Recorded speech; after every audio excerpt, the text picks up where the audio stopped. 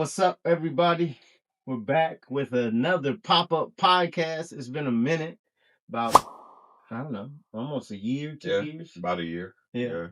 it's been a minute. We are not in our normal spot. We are in. You want to tell them where we at? Yeah, we're in the Dominican Republic, Punta Cana to be exact. Yes, and it's beautiful here, as you can see.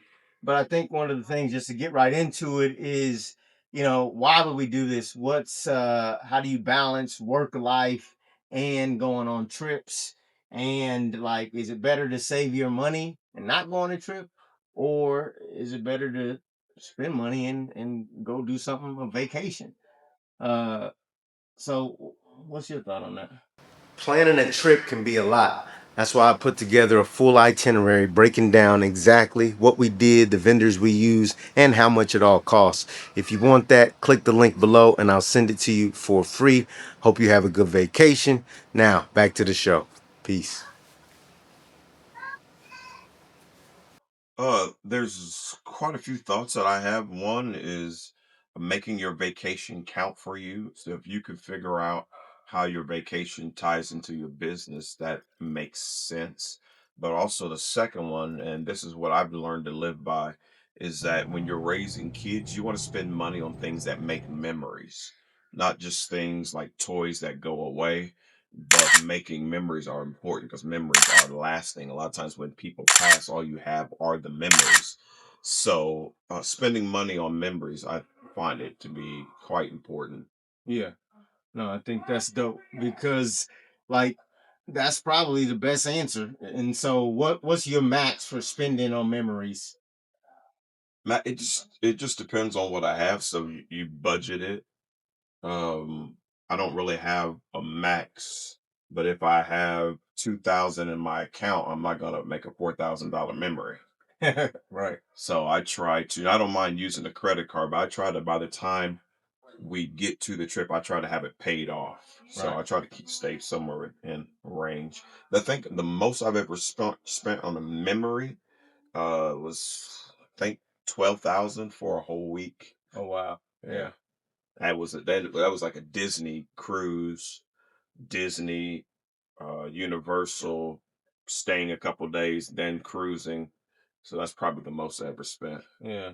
But you're saying you budgeted that before, you didn't just go full tilt and, blow it, so to speak. It was already planned for ahead of time. Yeah, researched it. The researched it the year before I went on the cruise and Carnival. And Carnival was nice, and I was wondering could we step it up the next year. And so I almost decided a whole year in advance, and I started saving toward it. Yeah.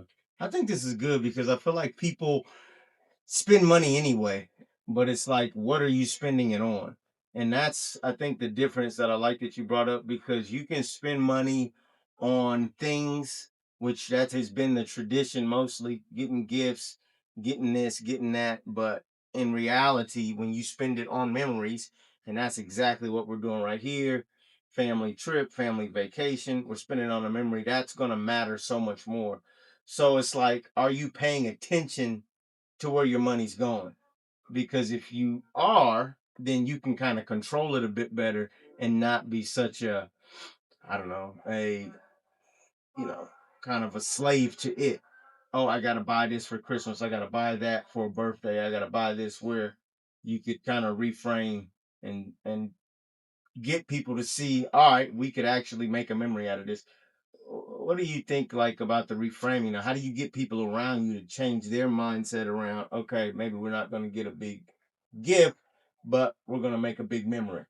Well, when you're dealing with kids younger, they have to mature. So a lot of times they don't even know what you're spending. They can take things for granted. So sometimes you have to remind them, hey, this costs daddy a lot. So we're going to do this. We're not going to stay in the room all day.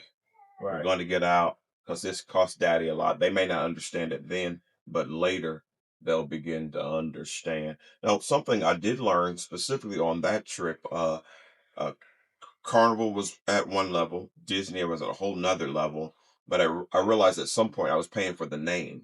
Mm-hmm. Disney was great, but it wasn't that much. greater than Carnival. And I realized, okay, sometimes you're paying for the name and you learn lessons and you realize, do I want to pay for the name? Some people find it worth it. Like a Louis Vuitton, say, okay, that's more than a Coach, but they're both leather bags. Do I want the name, the prestige? And you can have either one, but you make that decision. So for example, I jumped up to the Disney, but for Louis Vuitton, I don't have Louis Vuitton bags. I have like 3 or 4 Coach bags. Hmm. So for me, that name wasn't worth it. So I guess the difference is the bags are for me. Disney was for them. So I felt like doing something for my family was worth that, paying Right. for the name versus doing something for myself, Yeah.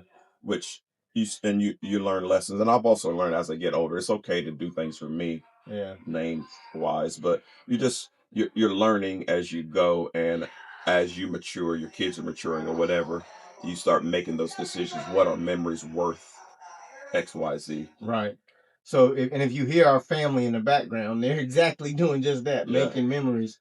But I like this idea because I feel like so many black people, we get caught up on names and brands and all that. And it is nice to have things, but if you had to pick, it's like, one, make sure you got your finances in order. Don't try to have things so much that things have you, and now you're like all over the place. And then understand that like it's still a thing, like it's still just a leather bag, and there's only so much a leather bag can do for you. Looks cool, feels good, might last you a long time, but that should probably fall below a memory. Yeah. And I think I'm starting to understand that now too, more than ever. Is like it's good to have cool things, but if we were all just in white t-shirts the whole time we were here, this memory would still be that much greater than any name brand thing that you could go buy. And like I feel like, I don't know, we've kind of been bamboozled into a consumption sort of economy where everyone is focused on, buying this, getting that, getting something to show off, and then, but do you have enough saved up to actually make a memory with yourself, with your family, or for yourself? So I like that point that you made. Yeah, and you learn. That's something that I struggle with is in making memories. Now, since I know I'm spending for a memory, I also try to pull out my phone and capture things. But I've learned that sometimes while trying to capture things, I'm not in the moment. Right. So there's this wrestle. Like I'm trying to make a memory, but sometimes I need to put my phone down, and the memory is the moment. Right. So you just learn what's important. So some things like, okay, I need to capture this. Other times it's like I just need to sit back and be in the moment and just see what sticks. But I haven't noticed that my kids can go back and look at our major vacations and say, remember when we did this, did that.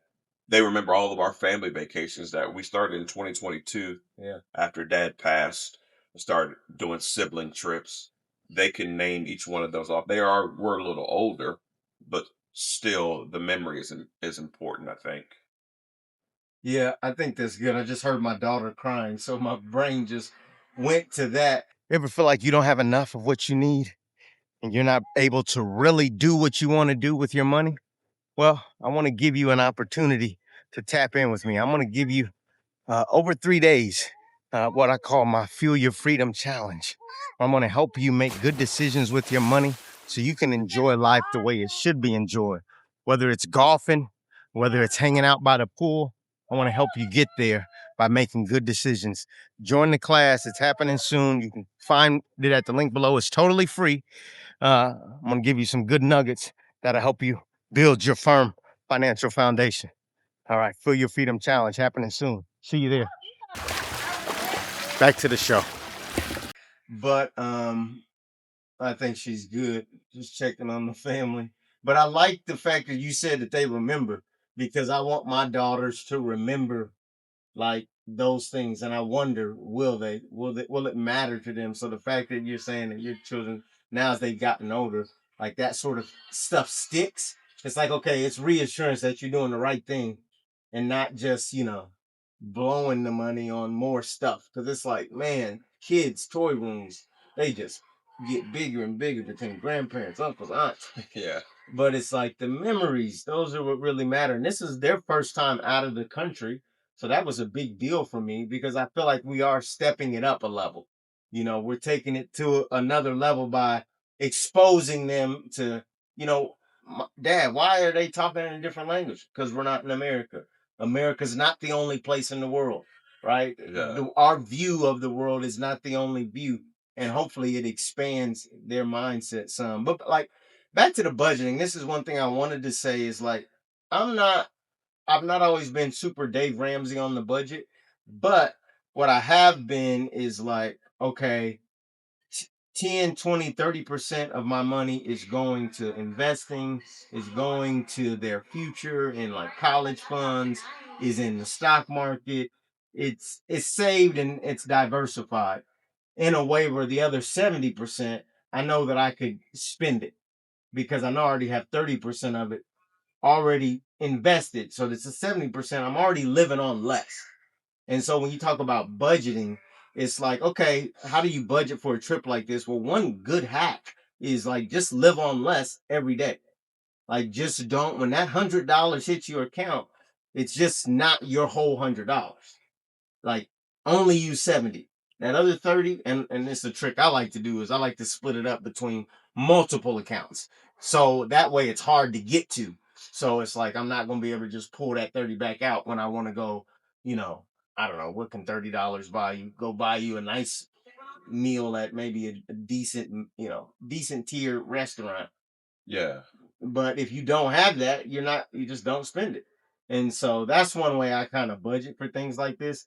And this is by far probably one of the more, I think your number is bigger with 12,000. I don't know that we've spent that on a family thing yet. And it's just four of us, it's five of y'all. So, but I think maybe this one is, I don't know. It's definitely up in the high four figures right now. I don't know if it's going to hit five figures or not, but yeah, what's your thought on that? How do you I mean, like you said, you didn't do it all at once, but more about how do you budget for something this grand? Well, same thing. I've got a certain amount that's saved, and being religious as I am, there's 10% that I'm giving back in general. So that 10% gives you, it already teaches you to live on 90. And Mm-hmm. once you've learned to live on 90, you realize, okay, I can live on 80.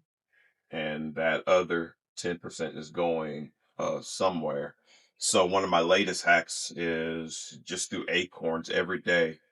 $15 comes out and goes into account every single day.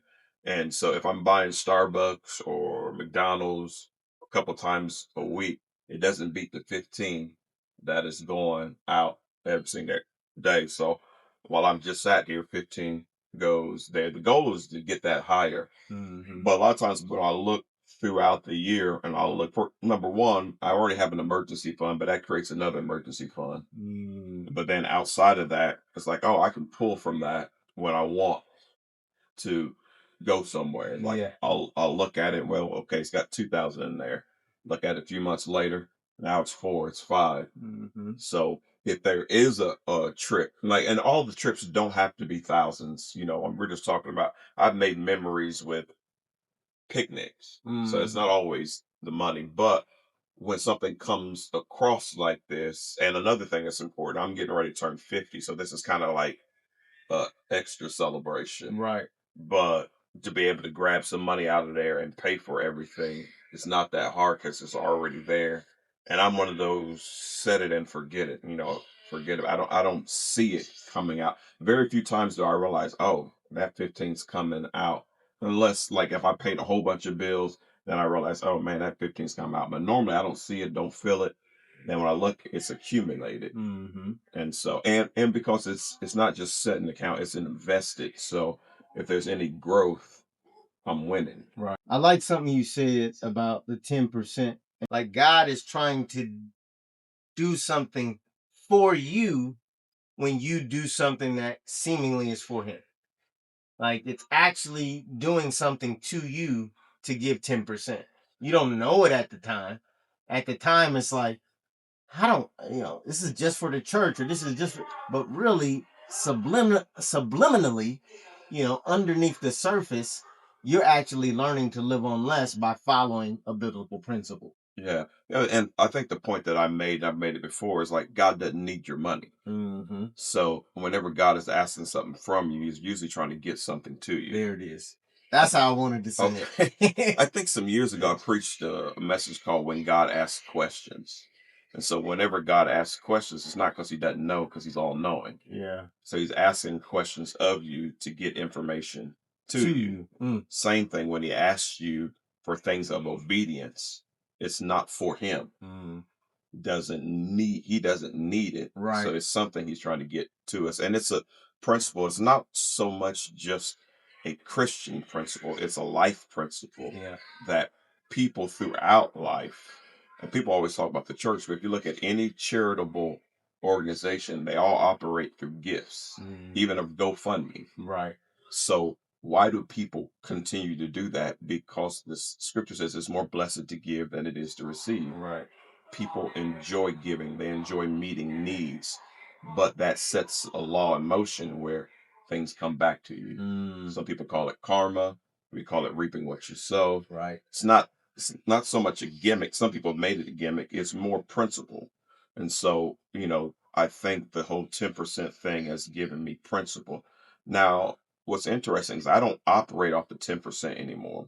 In other words, I used to be down to the T, 10, 10, 10. Hmm. I got to the point where one time I was looking at my giving and I was giving 30%. Wow. And then I realized, okay, well, I got 20% I can invest because I'm already given. So it's almost like God tricked me into not missing stuff. Mm. So now I don't give all 30 to charitable things. Now I'm using some of that for me, but he taught me and trained me on how to live with less and realized it was benefiting me. And now that's got me into investing. Now, I do think I got there a little late Hmm. because I was so church, church, church, so give to charitable things that I forgot to pay myself. Hmm. So, Hey, do you like what you're hearing?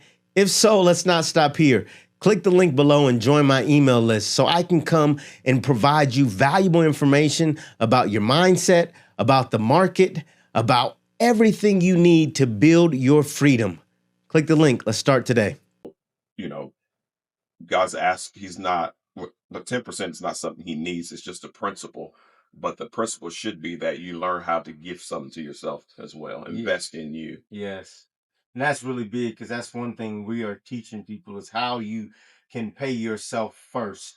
And that is not that you're not putting God first, but it is that you're realizing that if you start to be charitable with yourself and not just pay all your bills first and not just pay, meet everybody else's need, but not think about the you in the future that will need things. If you don't do that, then sometimes you're ending up living on more than what you need to be living on. And so that's something we want to really get to people and help them understand. This is how you live on less. One way is to take 10 to 20. If you really want to see some results, 30%, and actually put it into investments, into savings, into different places to get it into your future. But most people don't, they can't fathom that they can do that. They think they need more money in order to operate on that principle. But that's the exact opposite of the principle because the principle is all about stewarding what you already have. Yeah. And so if you think you need more, you're actually missing the idea that no matter what I have to arrange it this way. No matter what I have, like we would say in church, it's not all mine anyway. Some of it's going to God. Some of it's going to my future. Some of it's going to, different savings funds, emergency funds, vacation funds, and then the rest I'm living on. So yeah, I think that's really good. Another thing I think is important is scripturally, some people don't realize that there are portions. So, like, to get in the weeds, the theological weeds, just a little bit, when the children of Israel, when they came over into the promised land, the tribes were given things by portion. Mm. Everyone wasn't given the same portion. Some tribes were bigger. And so the idea that everybody's going to be a millionaire to me or a billionaire, I don't think that's biblical. Mm-hmm. Some people may not have a lot, but what the principle is no matter what you have, you can prosper on that level. So Mm-hmm. when you flip and you hear about the story of the talents, Yeah. one guy got five, one, two, one, one. Now, everybody wasn't given the same amount, but the five guy turned it into 10. Yes. Two guy turned it into four. The Yes. one guy did nothing with it. And I think one of the principles is when you have less, sometimes it tricks you into thinking you can't do anything. Right. So you bury it because, oh, I didn't get what he did. I didn't grow up on the right side of the tracks. But the principle is use what you have. Use what you have. You may never be in a mansion, so to speak. But that doesn't mean your Section 8 house can't be the best Section 8 house, or you can't send a kid through college living in a Section 8 house. It's all about how you see it, how you steward it, and learning that whatever my portion is, God wants to double and multiply my portion. Right. I may not have, well, even right now, I don't function in the cash flow that you do. Mm-hmm. Your cash flow is a little bit higher than mine, but you just said that you've never did a $12,000 vacation. So I have less than you as far as cash flow, but I've been able to achieve things. So Yeah. it's not about amounts. So that's what people need to understand. Yeah. You may not have the amount of somebody else, but that doesn't mean you can't do great things. That doesn't mean you can't end up in Punta in a nice spot like this. Absolutely. Work with your portion. Work with what you have and don't forsake what you have. Because I feel like in that story, the guy who had one, because it was so little, it's like, oh, I got nothing. Let me hide it. Let me bury it. Let me just hold on to it instead of let me work with my portion. Still work with that little. Even though it may seem little to you at the time, if you work with it, it can be much, much more. And God can do a lot with somebody who will work with their portion. Yeah, and check this out. Jesus, he's telling the story about this. When Jesus talks to the woman who's committed adultery, caught in the act, he does not judge her at all, doesn't call her wicked. He does what he does. Some people know the story, but then he tells her, go and sin no more. But in the story about the talent, he says that the master came to the one who hid the one and called him a wicked servant. Mm, So the person who committed adultery was not called wicked right. because it was a mistake. Mm. The person who took what they had and hid it, God called that wicked. Sometimes churches call them the wrong stuff wicked, but that's a whole That's a whole other that's ball a game. whole That's nother good though. topic. But it's wicked to take what God has given you and say you have nothing. Mm, because you're looking at what somebody else, what you think somebody else got. So mine is nothing, but really yours is all you need for the work you need to do and the purpose he's got for you on this earth. And also, God knows what you can handle. So if I multiply this portion, you can handle that. But if I give you his portion and multiply that, it may spin you out. Yeah. So I'm keeping you within a certain boundary. So, oh, here's a good example. We were in this resort we're in, we were driving golf carts. So driving golf carts, you can't go 70 miles an hour, Right. 80 miles an hour. Right. It won't work for the golf cart. It would be too much. Mm-hmm. So we're going as fast as we can within our boundary. Right. So we're maxing out our boundary, and it's right. We didn't feel like, oh man, we're creeping. No, we're doing what we're supposed to do, Yeah. but there's levels of this. There's And so levels. so God knows what level you're supposed to be on. So stay on that level, but maximize that level, and then you might be able to go to another level. Absolutely, but maximizing where you're at, and I really think that is the word God been really working with me on is just stewardship.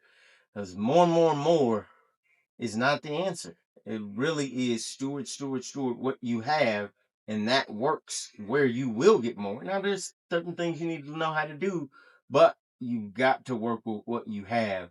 And a lot of times, I feel like we've been focused on the more and not focus so much on the stewardship and not just the giving, right? Not just the charitable giving, Yeah. but we got to know how to divvy up into investments, work in the economy, know all those things.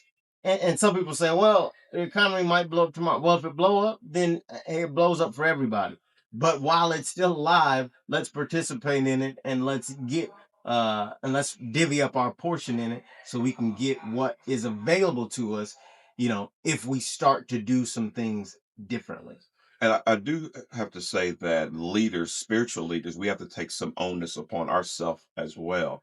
So I cannot have a ministry where my car is the best car in the parking lot and I'm okay with that Right. forever, maybe momentarily. Yeah. But if the people are supporting me and they never come up, I need to shift something. Yeah. I shouldn't be a taker. I should be wanting everybody to come up. And I do think, unfortunately, some people have, I won't call everybody manipulators, but some people haven't cared for the flock. And part of stewardship is caring for the flock. So the people ought to be coming up to. And if you're not a pastor, you're not a leader, whoever you are pouring into, you should want them to rise up. You shouldn't always want them underneath you. Absolutely. Something's wrong with that level of leadership. Even it's okay for them to go above you. Absolutely. That's a sign of a great leader when you have a follower or a student who can actually go beyond what you've been able to teach them. And I think that's where we've got to do a good, I don't know, I feel a great burden for this right now of like, hey, we just got to share. We can't gatekeep. We got to share Definitely. the knowledge. We got to share, hey, this is what we're doing. And it can't all be fairy tales. Some of it's strategic, and I tell my team this is like, hey, we're not gonna not talk about the Goliath. Because sometimes I feel like church faith has become this thing where you don't even talk about anything bad. I'm just believing faith. No, it's okay to recognize there is a giant in the room. Yeah. But you just know that you've got a God that can defeat that giant. You've got a God that can help you manage your portion, that can help you deal with hard things. And that's what I feel a great burden to start helping people work through that practically and strategically, right? What does that look like? What was that? Have you ever felt like you were just stuck, kind of like in a cage, and you can't do exactly what you want to do or really accomplish the dreams you want to accomplish? Well, I felt that way too until I learned how to create freedom for myself. I just made simple steps, and I want to help you do that. This Fuel Your Freedom Challenge is all about helping you get the tools so you can put the gas behind your dreams. I want to help you do that. I'm excited that you're here. Click the link. Let's get signed up, and I'll see you on the other side. Yeah. Yeah. So, And to be thinking people, not just emotional people. yes. So it's nothing wrong with emotions, but the root word of emotions is motion. So where is your emotions moving you? So sometimes you have to stop and think. So sometimes you learn I'm an impulse buyer, or I Hmm. shop when I'm depressed. I spend more. So I've learned for me, even though I love cash, I'm poor manager the more cash I have, more loose cash I have. Yeah. So sometimes I realize put that in the bank because when I have to pull out my card or tap my phone, I'm more cognizant of it. Hmm. So understanding that emotion, whatever it is, something about that loose cash, I'm just not as good with it. Yeah. Or Yeah. sometimes I'm even more liberal than I should be. Out here, just Which is take it. interesting because most people they struggle the other way, or at least they used to. They used to struggle more with, hey, cash, and then I'm more liberal with my card because I'm not thinking about it. But it sounds like you've been able, with the way you structure things, to pay more attention to that. Okay, ding ding ring here. Um, but I think it's very important to your point is that we have some sort of way to get the money away from us if we aren't the best. And some people have said on my channel before, like, hey, what about discipline? We got to have discipline. Well, that is discipline. To be able to take the time, let me open up another bank account, get it away from me where I stop thinking about it. Mhm. Another one, and have my money so diversified that I can't get it's actually very responsible and discipline to do that because if you have it all, many times you spend it all. And it's just, I don't think there's anything inhuman about that, right? If you've got a million, sometimes you'll spend a million. You hear the athletes talking about it all the time. Yeah. I got the 100 million and I don't feel like I can live on that. And that's asinine mostly because environment, the way you're strategically handling things, people that will suck you dry, right? When Yeah. if you don't watch it, people will suck you dry. So I think it's very good that you have been reflective enough to be like, okay, that don't work for me, And I think it's great. I think people are going to get more money, and you can get more money, and you will. But again, that's not the solution, because getting more without knowing how to manage what you currently have is just going to leave you in the same place. So I think what I hear you saying and what I'm saying too is that it's more of a mindset shift than it is an amount shift. Absolutely. The So mindset is the asset. I love that. The mindset is the asset. Yeah. And that's where it starts. So that's why what you do through the podcast is so important, because that is helping to shape the mind Yeah. so that the person has the capacity for whatever is Yeah, next. the behavior that may follow, but it starts in the mind. Absolutely. Well, I think we did it. Yeah, that's good. I guess we should go make some more Hey, memories. we should. We should. All right. Hope y'all enjoyed that pop up podcast. We hope to pop up on you much more. But until next time, we appreciate you checking us out. Your boy Stephen Motivate. Rev Andre M, also known as Pastor Andre Mitchell. Peace.